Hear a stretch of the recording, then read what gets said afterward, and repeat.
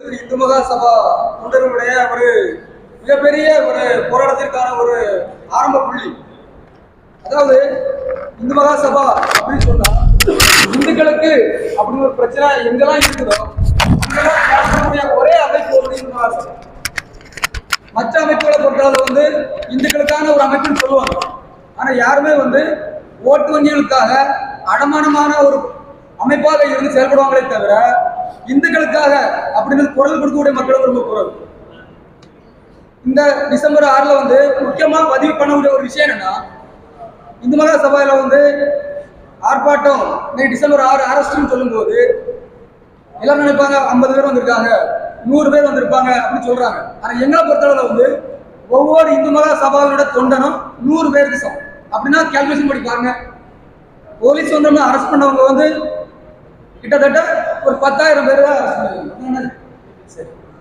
அதே நேரத்துல இந்து மகா சபா அண்ணாச்சி இருக்கக்கூடிய காலகட்டங்கள்ல அசுர வளர்ச்சி பெறணும். ஆனா கன்னியாகுமரி மாவட்டத்தை பொறுத்தளவு அதோட வேகம் கொஞ்சம் கம்மியா இருக்கு. அதெல்லாம் யாரு வேகமாக்கணும்னு சொன்னா இந்து மகா சபாவுடைய தொண்டர்கள் தான் படும். அதனால எல்லாருக்கும் வேலை இருக்கு, எல்லாருக்கும் கடமை இருக்கு, எல்லாருமே வேலை சில பணிகள் எவ்வளவோ பெரிய தியாகத்தை பண்ணி தான் நிகழ்ச்சிருக்கோம் இந்த இடத்துல உட்கார்ந்துருக்கோம்.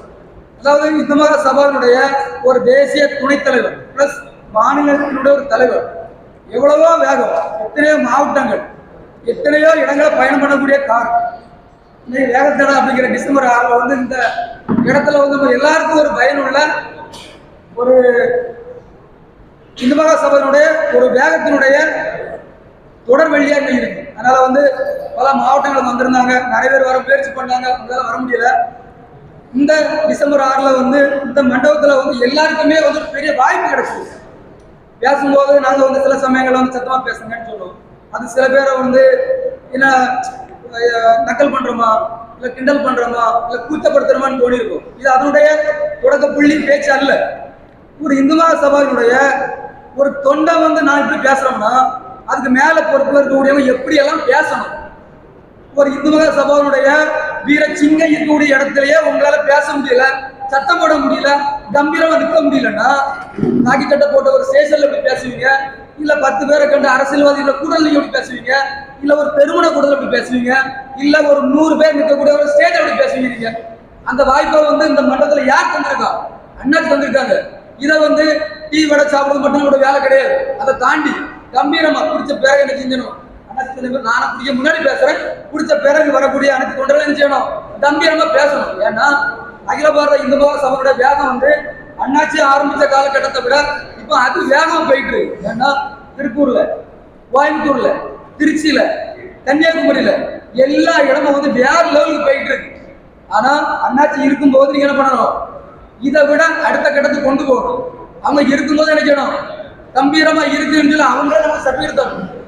அதனால இந்து மகா சபையில இருக்கக்கூடிய அனைத்து தொண்டர்களும், உறுப்பினர்களும், பொறுப்பாளர்களும் கொஞ்சம் என்ன செய்யுங்க, வேகமா வேலை செய்யுங்க, கடுமையா உழைங்க.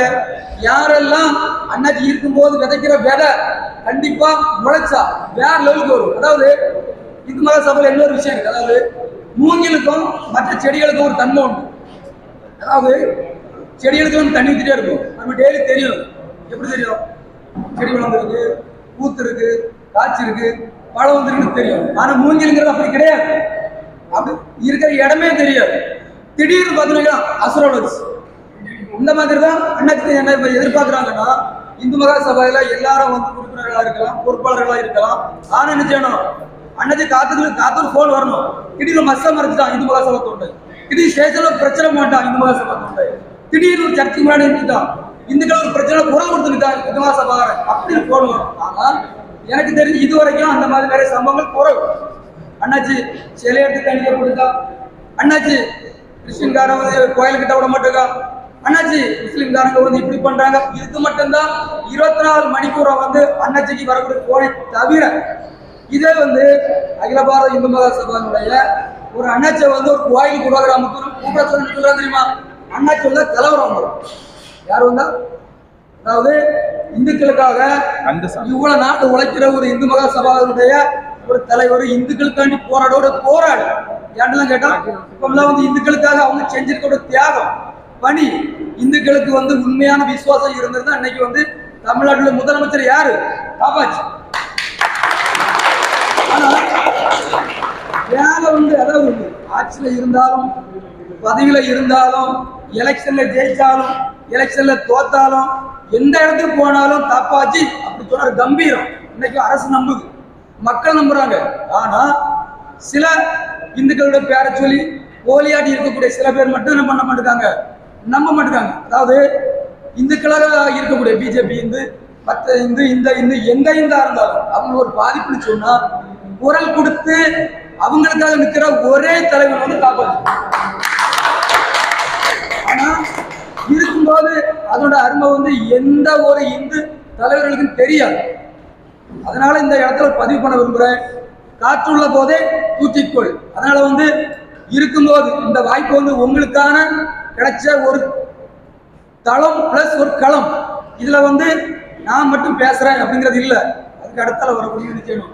என்ன விட கம்பீரமா உங்களுடைய திறமைகளை உங்களுடைய வாய்ஸை பயன்படுத்திடுங்க. ஏன்னா அண்ணாச்சி பேசும்போது பல ஸ்டேஜுகளை கூட இருந்திருக்கு. ஆனா அந்த இடத்துல நான் ஒரு வாய்ப்பு எதிர்பார்த்திருக்கு, எப்படி அண்ணாச்சாட்டு ஒரு வாய்ப்பு தர மாட்டாங்களா அப்படின்னு சொல்லிட்டு. ஆனா இந்த இடத்துல வந்து அண்ணாச்சி வாய்ப்பு தந்திருக்காங்க. அந்த வாய்ப்பை வந்து உண்மையில சொல்றேன், அண்ணாச்சி இருக்கக்கூடிய ஸ்டேஜ்ல இவ்வளவு கம்பீரமா நான் பேசுறேன்னு சொன்னா அண்ணாச்சி தந்த ஒரு ஊக்கமோ ஒரு ஆக்கமோ. ஒரு காலகட்டத்தில் வந்து எனக்கு மைக் பிடிச்சி பேசுறது, மைக்கை பிடிச்சுனீங்களா கையில வந்து ஆடும். ஸ்டேஷனுக்கு போனா போலீஸுக்கு என்ன பயம், ஒரு இடத்துல ஓரத்தில் ஒழிச்சுட்டு பார்த்துட்டே இருப்பேன். இன்னைக்கு அதே ஸ்டேஷன்ல பஞ்சாயத்து மன்னோட அளவுக்கு டெவலப் ஆயிடும். கூடி போன 10 கேஸா கூட ஒரு கேஸ் நாட்டினோட நன்மைக்காக இந்துக்களுக்காக நான் போடுற நாமத்துக்காக. அதனால எல்லாருக்கும் கொண்டாடி பிள்ளைகள் இருக்கு, யாருக்கு தான் இல்லை, கொண்டாடி பிள்ளைகள் எல்லாருக்குமே இருக்கதான் செய்யும். எல்லாரும் என்ன சொல்லுவாங்க, ஒரு சமுதாய பணி, அதாவது 100 பேர் செய்யாத ஒரு இடத்துல ஒரு வேலையை முன்னெடுத்து செஞ்சா அங்கதான் நீங்க real role model, real hero. அதைதான் நினைச்சிட்டு இருக்காங்க. அதனால வந்து இந்த களம் வந்து உங்களுக்கானது.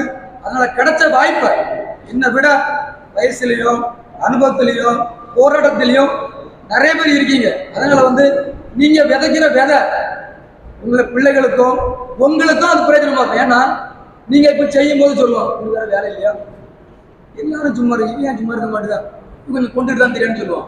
ஆனா அதே நேரத்துல நீங்க சில அவங்களால செய்ய முடியாத விஷயங்களை நீ செஞ்ச பிறகு சொல்லுவான், பாத்தியா சாதிச்சுட்டாம்பா அப்படின்னு. அதனால நான் சொல்றோம், எல்லாருக்கும் ஒரு தனி ஸ்கில் இருக்கு. கண்டிப்பா இந்த திறமையை நீங்க பயன்படுத்துங்க. இந்து மகா சபா அதுக்கு கிடைச்ச ஒரு அடையாளம்.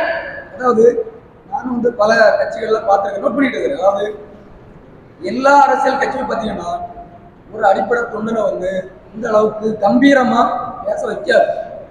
அதுல வந்து சில விஷயங்களை சொல்லி பண்ணிடுவாங்க, மட்டன் தட்டி மட்டன் தட்டி மட்டன் தட்டி நோட்டீஸ் ஓட்டுறோம், சாவது வரையும் நோட்டீஸ் தான் ஓட்டணும், அப்படிதான் இருப்போம். ஆனா கட்சியில போனோம் கூப்பிட்டோன்னு ஒரு கார் 10 ஆள் கூப்பிடுறது டாப் லெவல்ல இருக்கும். அப்போ நம்ம கட்சியை பொறுத்தவரை சொல்றாங்க, உன்னை என்ன செய்யணும் செய், நான் இருக்குன்னு சொல்றேன். இந்த வாய்ப்பை வந்து இருக்கக்கூடிய உறுப்பினரோ தொண்டரோ பொறுப்பாளரோ மிஸ் பண்ணா அவங்கள விட ஒரு கொஸ்டின் மார்க் வேற யாரும் கிடையாது. நைட்டு 12 மணிக்கு 1 மணிக்கு 11:45 போன் அடிச்சாலும் அட்டன் பண்ற ஒரே தலைவர் காப்பாற்ற. அதே நேரத்துல எந்த கூட்டத்திலையும் அவன் வந்து குளிச்சிருக்கானா குளிக்கலையா, நல்லவனா கெட்டவனா இருந்தாலும் கூட தோளுக்கு மேல கையை போட்டு காரணத்தை இறங்கி தன்னுடைய பதவி தன்னுடைய உயரம் அது எல்லாத்தையும் தூர போட்டுக்கிட்டு இன்னைக்கும் மக்களோட மக்கள் நிற்கிறாங்க. யாரு காப்பாற்றி சொல்றோம். இன்னைக்கு நான் நிறைய பேர், அதாவது ஆளுங்கட்சி எதிர்கட்சி சைடு கட்சி முளைச்ச கட்சி புதுச்ச கட்சி எல்லா கட்சிக்கும் வந்து ஒரு பவர் உண்டுன்னா ஓட்டு போட்டு ஜெயிச்சா மட்டும்தான் சல்யூட். ஆனா அண்ணாச்சி மட்டும் அப்படி கிடையாது. எந்த இடத்துலையும் ஆட்சியில் அண்ணாச்சி வந்து ஒரு எம்எல்ஏ கிடையாது, ஒரு எம்பி கிடையாது, ஒரு முதலமைச்சர் கிடையாது, எதுவுமே கிடையாது. ஆனா காப்பாற்றி வராங்கன்னா வேற இல்லை. நீங்க பார்த்துருப்பீங்க டிசம்பர் 6 தான் போலீஸுக்கெல்லாம் தெரியும், கொஞ்சம் ஒரு மாதிரி அப்படின்னு எத்தனை போலீஸ் பார்த்துருக்கீங்களோ. அப்போ இன்னும் உள்ள காலகட்டத்தில் என்ன சொன்னாங்க, சரி கொஞ்சம் பேர் போதும்டா, அவ்வளோ வரைக்கும் கூட்டி போலீஸே பயன்படுத்தணும், சரி அந்த ஒரு வேற மாதிரி தாக்கத்தை உருவாக்க வேண்டாம் அப்படி சொன்னது. அது நம்ம இவ்வளவு இதை வந்து வேற மாதிரி நினைச்சிருந்தாங்க வைக்கலாம். இன்னைக்கு நார்மல் டவுனுக்கு வந்து ஒரு பஸ் ஓட அந்த அளவுக்கு நம்ம இருப்போம், விநாசகத்துக்கு கொண்டு வந்து அவ்வளோ இறக்கியிருப்போம். அதனால வந்து இப்போ கூட டிசம்பர் 6 வந்து என்ன செய்யறோம், ஒரு சுமூகமான முறையில் கொண்டு போகணும்னு சொல்லி அண்ணாச்சி நினைச்சிருக்காங்க. அதனால நம்ம எல்லாரும் கிடைச்ச ஒரு வாய்ப்பு, அண்ணாச்சி இருக்கும்போது பயன்படுத்துங்க. அண்ணாச்சியுடைய ஆதரவும் துணையும் இன்னைக்குன்னு இல்லை, என்னைக்கு நமக்கு இருக்கும். அதனால வந்து எல்லா இடமும் வளர்ந்துகிட்டு இருக்கு. இந்த மகா சபான்னு சொன்னா ஸ்டேஷன்லன்னு இல்லை, எங்க போனாலும் ஒரு மதிப்பு மரியாதை இருக்கு. அதே வந்து திருநெல்வேலி ஒவ்வொரு கோயில்கள் ஒவ்வொரு பிரச்சனையும் ஒவ்வொரு விதமாட்டும் வந்து இந்து மகா சபா பேர சொல்லி என்ன பண்றாங்க, முன்னெடுக்கிறாங்க. எல்லா இடமும் வச்சுதான், எந்த இடத்துல நம்ம தோக்கல். அதனால எல்லாருக்கும் நல்ல வாய்ப்பு இருக்கு, அதை பயன்படுத்துங்க. நீங்க சாதாரண தொகையில இல்லை, சிங்கத்தோட தொகையில இருக்கீங்க. அதனால வந்து உங்களுக்கு சிங்கத்தினுடைய வந்து துணையும் சரி ஆதரவும் சரி இப்ப இல்லை எப்பவும் உண்டு. அதனால நீங்க என்ன பண்ணுங்க, இந்த தருணத்தை நல்ல ஒரு வாய்ப்பை யாரும் முடிறாங்க மிஸ்யூஸ் பண்ணிடுறாங்க. இப்போ சொல்றேன், திறமைகள் வந்து எல்லா நேரமும் எல்லா டைமும் வாய்ப்பும் கிடைக்கும். அதனால பேச்சு திறமை, சில சூழ்நிலைகள் எல்லாத்தையும் நீங்க தான் உருவாக்கணும். இந்த டைமை நீங்க உருவாக்குற எந்த டைம் உருவாக்கணும், இந்த வாய்ப்பை யார் உருவாக்கி தருவாங்க? இதுல வந்து படிப்பு தான், அவன் படிச்சிருக்கான், அவனோட திறமை இருக்கு அப்படிலாம் கிடையாது. திறமைங்கிற படிப்புல கிடையாது, அவங்க நெஞ்சில இருக்கு. யாரோ ஒருத்தன் செய்ய முடியாத விஷயத்த ஒருத்தன் எங்க ஒருத்தன் செஞ்சுக்கிட்டே இருக்கிறோம். நம்ம நினைக்கிறோம் இதை எங்க என்னால செய்ய முடியும், இதனால முடியாது, அதனால முடியாது. அதே விஷயத்த, அதை விட ஒரு பெரிய விஷயத்த இன்னொருத்தன் எங்கேயா செஞ்சுட்டு இருக்கான். அதனால நம்மெல்லாம் வந்து இந்து மகா சபையில இந்துக்களுக்காண்டி போராடக்கூடிய ஒவ்வொரு கேப்டன், அவங்களாம் கப்பலுக்கு தான் கேப்டன், நம்மள அப்படி கிடையாது. கிட்டத்தட்ட அதாவது நம்ம இந்தியாவில் இந்து மகா சபையோட எல்லா இந்துக்களுக்கு உள்ள ஒரு கேப்டன், நம்மளை வழிநடத்தக்கூடிய ஹெட் கேப்டன் தான் நம்மளுடைய காப்பச்சவங்க. அதனால வந்து நல்ல ஒரு வாய்ப்பை நிறைய பயன்படுத்திங்க. வாய்ப்புக்கு நன்றி.